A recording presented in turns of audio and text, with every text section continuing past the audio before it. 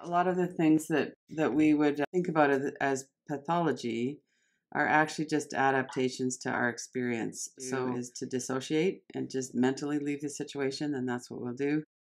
And if we're in a situation where we need to fight, then that's what we'll do. So we have all of these strategies that we've used that were the best that were available to us. And now they don't always help as adults because they're so limiting, but that we can't really give them up because we associate them with our safety and survival. So I thought maybe some kind of a inquiry into that would be an interesting. The problem isn't with the adaptation, the problem is with the beliefs that we've formed around it. And in particular, the problem is that we blame ourselves for it. We think there's something wrong with us. One adaptation might be that we protect ourselves socially, so we don't really connect very much. We're not really authentic with people because we've been hurt in the past by people. It makes sense to protect ourselves that we don't engage, but when we are still operating from that perspective of it's not safe to engage with someone else, then we really limit our satisfaction and our connection. It's a limitation on our connection. So in that sense, it's not probably as necessary now to the same extent that we might still be doing it. And it becomes kind of a habitual, kind of a fallback for us. And what I notice is that my world just kind of gets smaller and smaller and smaller as I protect myself more and more. And then it really reduces our tolerance for being out there and for taking risks. So, with all of that huge, big topic and the way that it works in our lives, just to narrow it down to whatever it is that works for you or that you want to look at today. And that could be that you're going to focus more just on the relaxing and feeling your body letting go. Or it could be that you want to work with something kind of specific like social anxiety or something, or whatever it is. The root of it is that we could look at what our strategies have been, what our adaptations have been, and let ourselves off the hook. We wouldn't have had an adaptation if we weren't feeling threatened at the time. If we were connected and felt safe because of that connection, and we had adults that were really taking care of us, we wouldn't have developed the adaptation. So it's not our fault. That's the point. It's a normal response to an abnormal situation. And Dr. Mate said that over and over and over in the workshop. These are normal responses to abnormal situations and experiences. It's very helpful to remember that because that's not our inclination. Our inclination is to blame ourselves or think there's something wrong with us or that we're weak or something like that. Let's just see where it takes us then. So, as we first start letting those words settle, relax your body and your breath as well. Just notice what's happening in your body as you first tune in. There's no doubt a reaction to the words in your mind and your thoughts. Usually, when we hear words, we'll have other memories come in or other thoughts about it or something like that. So, words never land kind of blankly. We always have some kind of response to the words. And sometimes that response is also in our body, in our breath. And when we're talking about those kinds of things, it's not neutral for any of us. So, it wouldn't be just a calm, no response likely. Notice what your response is and bring yourself really into your body and notice what your response is in your body. One of the adaptations that all of us have is that we tighten up when we're feeling threatened. So it might be that we have chronic tension in our body, contraction in our body. It might be that we've worked a lot with that and we notice that it's more of a specific location, like our shoulders go up around our ears and then we can soften them down.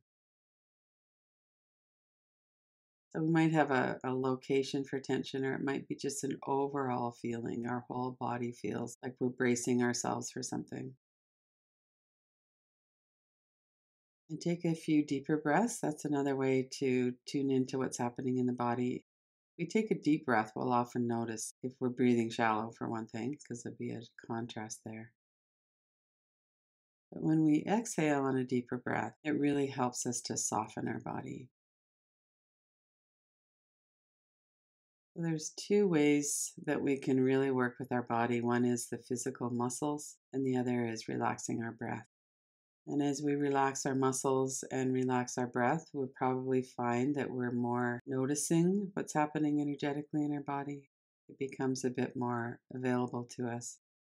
Let's take a few minutes for that. Notice your whole body from head to toes. Let your body be supported by your chair or the floor.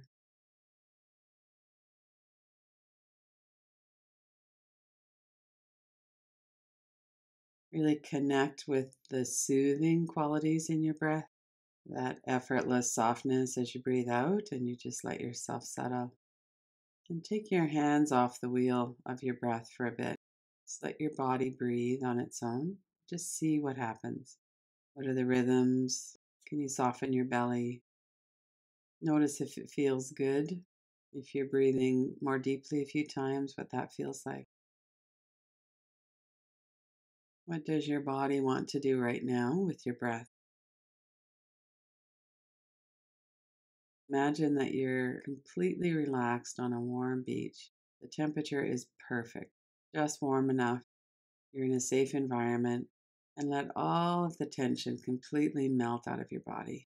Feel yourself really sinking into the warm sand. Notice how the whole back of your body is softening. Your shoulders are releasing. Your whole body feels warm and comfortable and completely supported. Your forehead and eyebrows are soft. Corners of your eyes and the deep muscles of your eyes. You're breathing in the warm, fragrant air, the flowers that are surrounding. You can hear the sounds of the seabirds. Absolutely safe and relaxed. Let anything in your body that's holding on, that's tight at all, just let it relax for a bit. We're just resting. Notice your neck and your shoulders, down through your arms and your hands. There's nothing that we need to do. We don't need to be active at all right now. Let all of your active senses go on to a resting phase. And notice your chest and your stomach and how your body moves so nicely with your breath.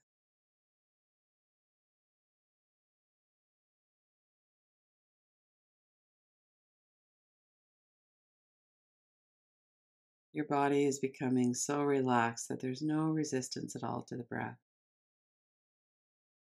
Body is relaxing and breathing out and breathing in.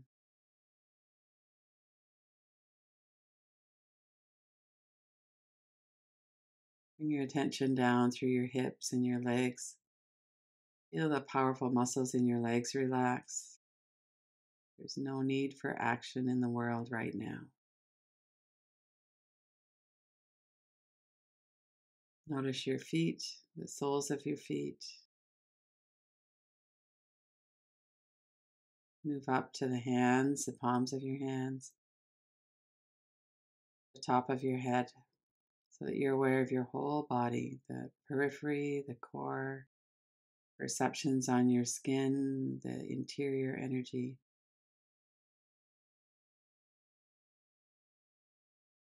Allow yourself to relax completely. And if you notice that you're not relaxed completely, if there's some kind of tension when you tune in again to your forehead or your jaw, maybe see if you can relax about that. One of the adaptations that we've developed is tension in our body. We've often developed a habit of hypervigilance as well. So we can notice when we tune in, what does it feel like right now in your body? Is there a habit that's carried over of hypervigilance or contraction? That would be very common, very normal. So we don't have to worry about that. We could just look to see if it's necessary just right now for the next few minutes, if it's helpful right now.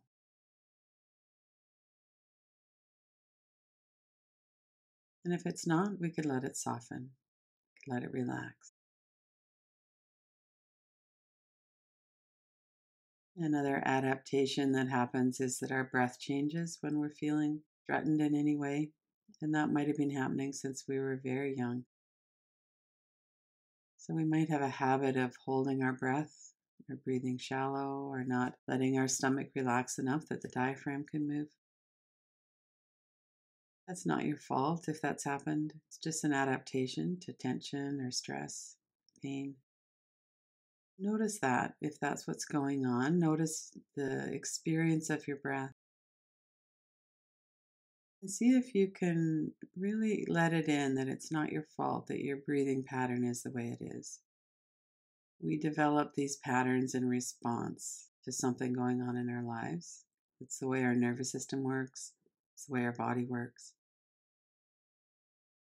And see what it feels like to take some deeper breaths. Let your whole body be relaxed from head to toes. It's so simple in a way. Our body, our nervous system reacts to our experiences, and then we have thoughts about that reaction. And right now, we're just looking to see what's here and doing some intentional letting go. If it doesn't really make sense that we blame ourselves for our tight shoulders, then maybe we could let go of the blaming. Tight shoulders might still be there, but at least it wouldn't be kind of our fault.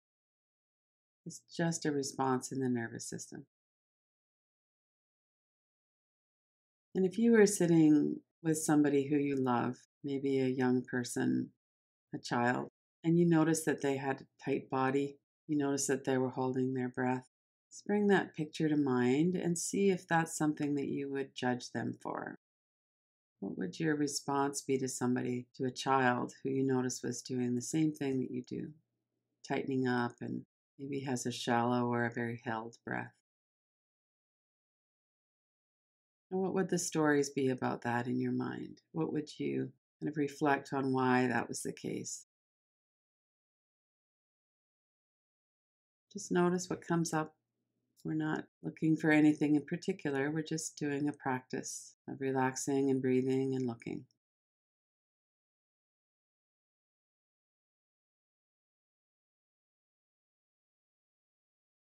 And then, if you wanted to bring to mind another adaptation, maybe a belief even, you could see what comes to mind around that.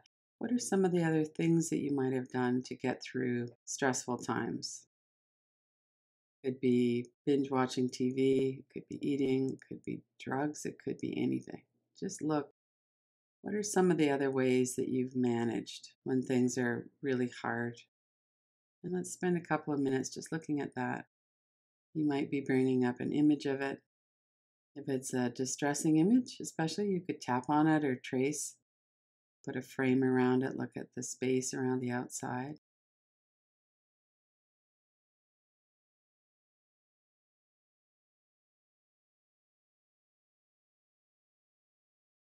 And notice if you're judging yourself for whatever it is that you have used to cope. Do you have perceptions about that or thoughts about that that are judgmental? Like, that was a stupid thing to do. Look what's happened. I was too weak to stand up to them, or whatever it might be. Just notice what comes up as you're looking at your own coping mechanisms as you look at what you've done to survive and what's going on, maybe even now. Keep in touch with your breath.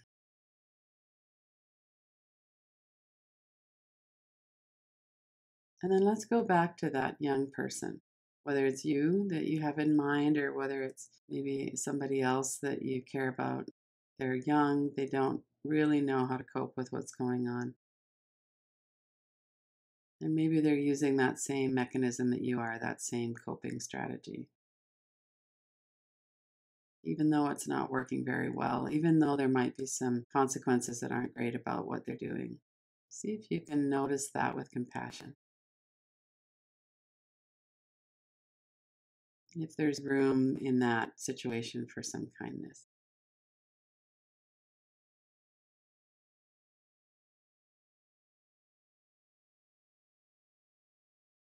And then bring your attention back to your body and to your breath. This is a dip of the toe. It's not a full immersion right at the moment. It's really just an exploration to see what it is that we're telling ourselves about the ways that we've coped. And from our adult perspective, maybe there could be some softening. If there's any kind of judgment or feeling of we're not good enough or we shouldn't have done that, just to look and see if there could be some softening around that.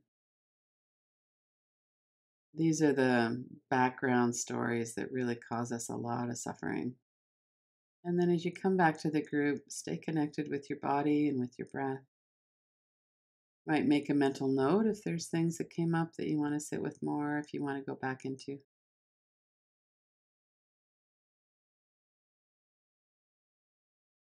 We all do this to some extent or another. For sure, we all have adaptive strategies of things that we do or have done. And most of us probably judge ourselves for them. And part of the reason we do that is because we can see now what a negative effect it's had. If I look back on when my son was young, for instance, my inability to really see what was going on and the price I was willing to pay to feel connected, it wasn't very healthy in many ways. And it caused a lot of suffering for me and for Dustin, my son.